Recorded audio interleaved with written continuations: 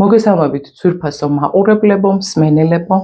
მე გახლავართ ნინო თოფურია, ფსიქოლოგი, გეშტალტ ფსიქოთერაპევტი, NLP პრაქტიკოსი და დაგიბრუნდით ბედნიერების კვალდაკვალ პროექტის ციკლიდან მომდევნო ვიდეო ჩართვით, რომელიც მიეძღვნება სიცარიელის შიშს. სიცარიელე როგორც ტრანსფორმაციის ნაწილი.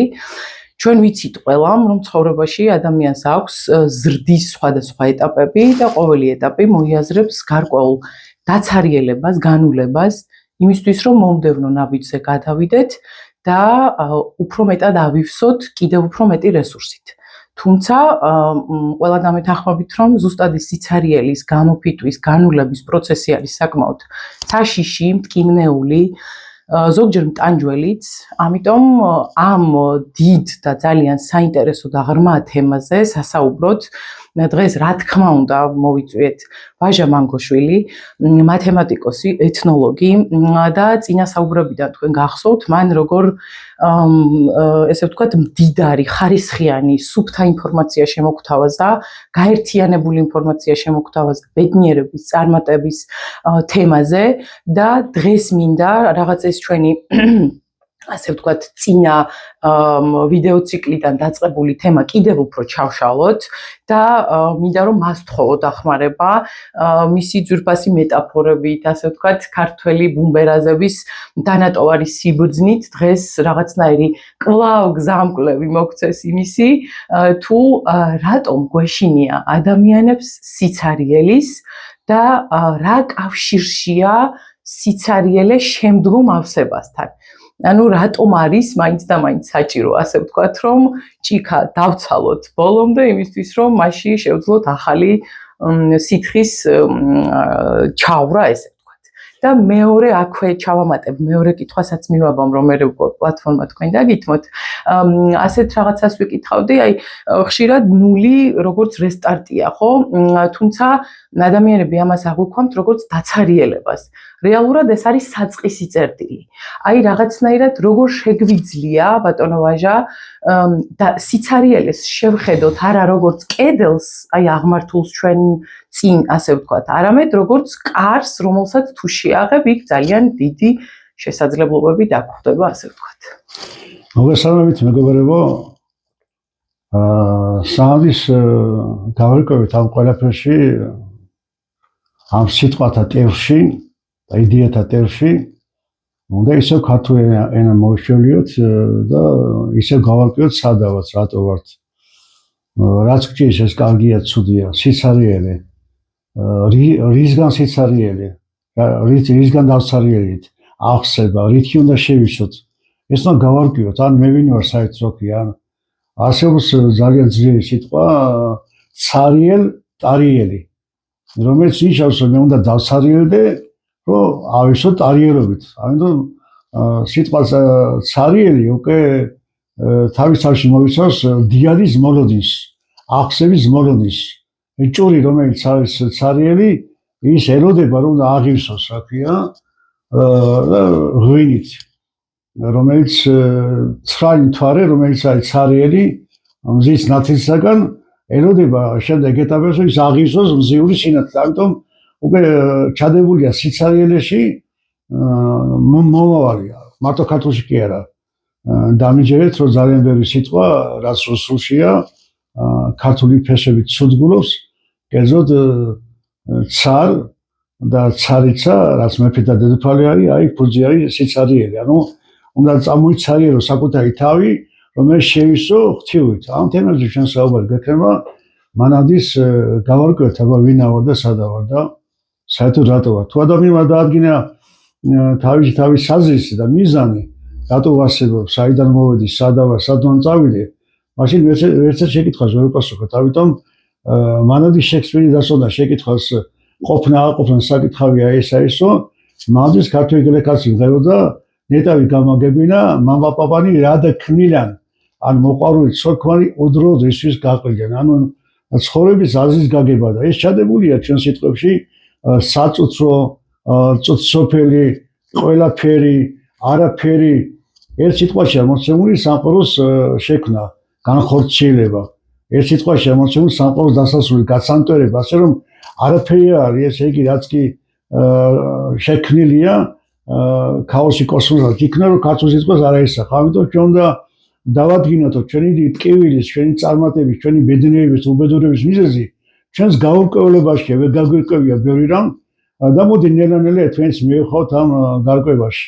თავი და თავი მაინც მიზეზი იმისა რომ მე ვარ ბედნიერი, მე ვარ უბედური, საერთოდ მივისაფი არის რომ ჩვენი წარმომავლობა არ ვიცით. დავიწყებული გვაქვს ჩვენ ვინა ვართ, საიდან მოვედით, როგორია ჩვენი ზეციური ფესვები. ამ თემაზე გვექნება ჩვენ პირველ ნაწილში საუბარი, რომ ამ ყველაფერს ჩვენ გვახსენებს ყველაფერი, რაც ჩვენს ირგვლივ არის. ყოველი საგანი, ყოველი ნივთი, ყოველი შეძახილი, ყოველი მოგიტყო ჩვენ წარმომავლობას. კერძოდ სიტყვა უფლის წული ნიშნავს არა შვილის წული, შვილსაც ნიშნავს. წული ძველ ქართულად არის საღვთო გონება. ანუ უფლის წული არის, ვინც საღვთო გონება შეიძინა, ან საღვთო გონება დაიბრუნა.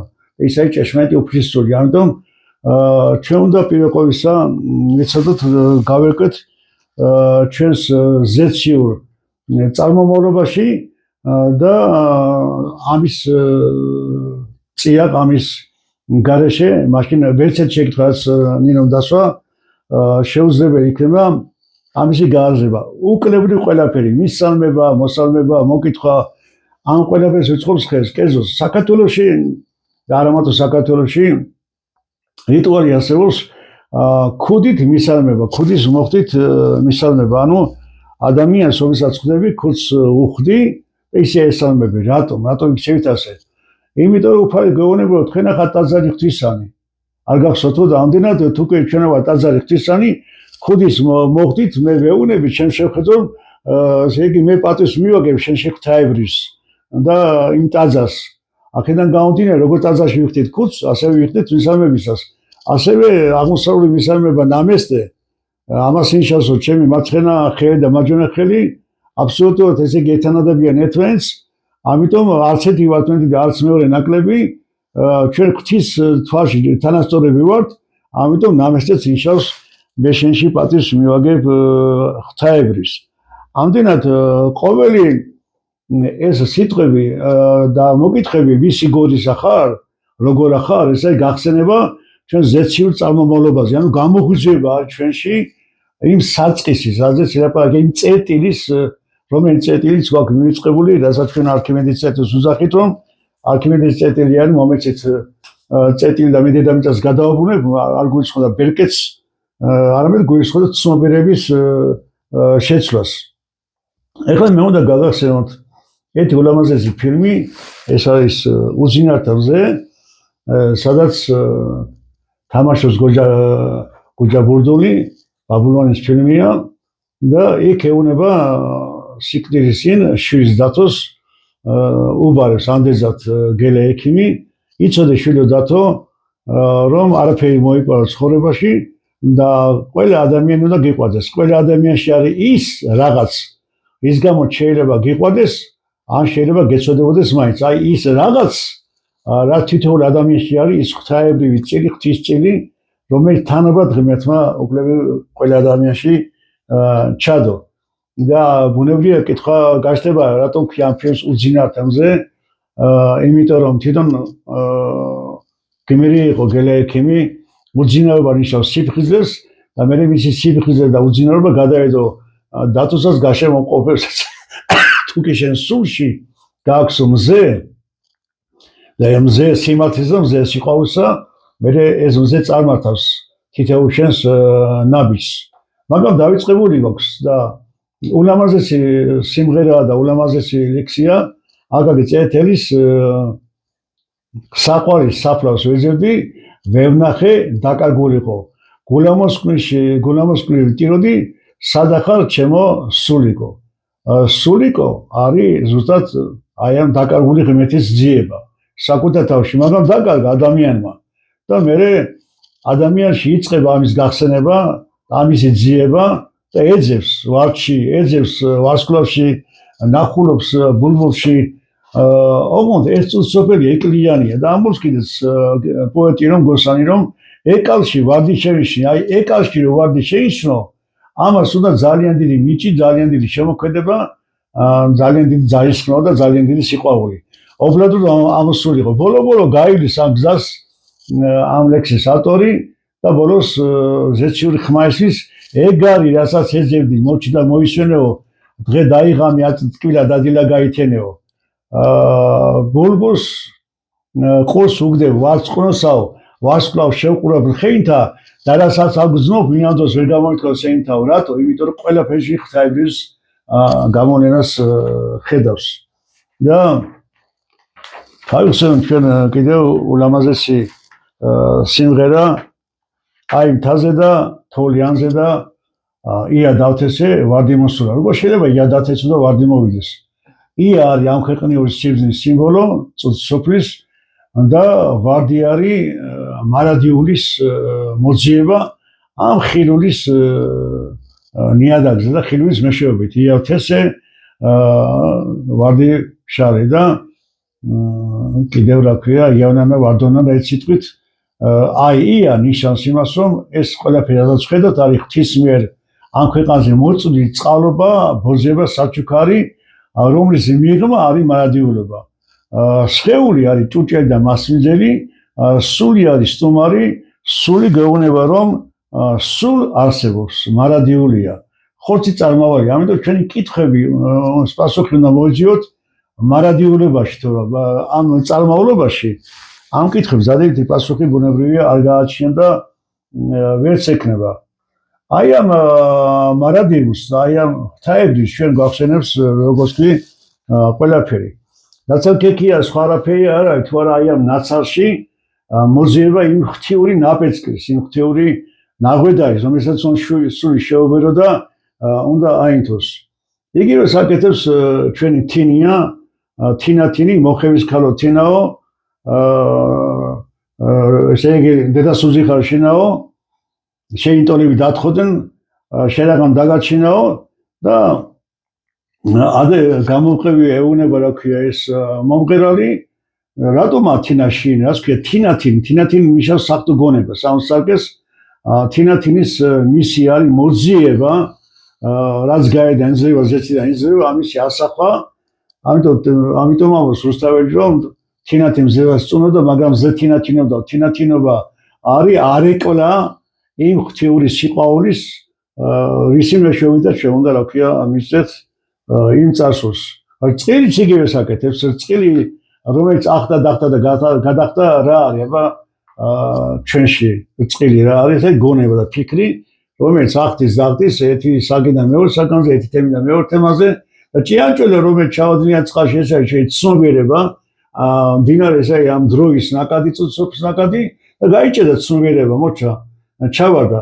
რა უნდა გააკეთოს გონება, როგორ უნდა მიეშოროს წყილს, მიადგება მუხას, კოვოს, ესე იგი რა ქვია ღორს, მთელი სამყარო მოიადა, სამყარო ელოდება, სამყარო გულშემატკივრებს აი ამ წყილს, საკვენში ერთი აღელვება და ერთი პატარა ჭეკაკუხი და იმ წყილს აიყედა პატარა რუო, მაგრამ ელოდება სამყარო ამის დასასრულს და ბოლო-ბოლო წყილი ამ დიდი ეპოპეას ოდისეუსს გაივლის, დაუგლეხ თოქსა ბაწას და ჩაუგდე დამოიყვან ჩემ ზოგი ჭიანჭველას ვის ღორის ჯაგარი, ეს იგივე მზისხევია, ტახი საერთოდ მზისხოველი არის, ამდენ ამ ზიური ცნობიერებით უნდა აი ეს დაგრეხვა ნიშნავს იმ დნმ-ს, რომ იმ ჩავაძლივიდან ქცნობიდან ამოიყვანო ადამიანის დაკარგული გონება, ამიტომ ეს ზღაპარიც ამ ჩვენი წარმომავლობის მოძიებას ნიშნავს.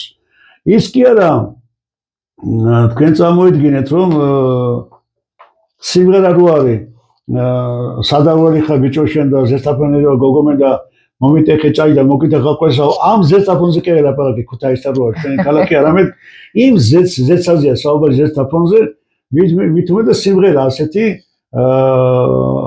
ვაიმე ჩემო ვენახო ესე იგი 7 წელიწადს ვეგნახო და ესე იგი ეთხოვება ხო ზესტაფონო გშორდებიო განა ამ ზესტაფონს შორდება და ქუთაისს და ხონს და რუსავს არამედ ზესტაფონს რომელიც არის ედემის 64-ის შესაწყის ამდენად ჩვენი სიმღერების გვახსენს რომ ჩვენ საიდანავთ აქ მოსულები მეგობარიც იგივეს ნიშნავს რომ რომელიც გვეგებება ჩვენ ძალიან კარგი მიგდება აქ მამა გურა მოთხოზორიას არა გობიდან ჭამა ერთი გობიდან ჭამა ეს არასწორი ვერსია არამედ მეგობარი არის ის რომელიც ხშირად წყურია, გახარებული ხარ, დამწუხრებული ხარ, გეგებება და ეგებება შენს ყველაფერს. იმ ცოდვასაც გეგებება და იმიტომ ეუბნება, რა ქვია, გელეექიმი შვილს, რომ შეიცოდე, ანუ ცოდვა და მეცოდება და საცოდავი აუცილებელი პირობაა, ცოდა რომ შენ ადამიანი გამოგაფხიზოს და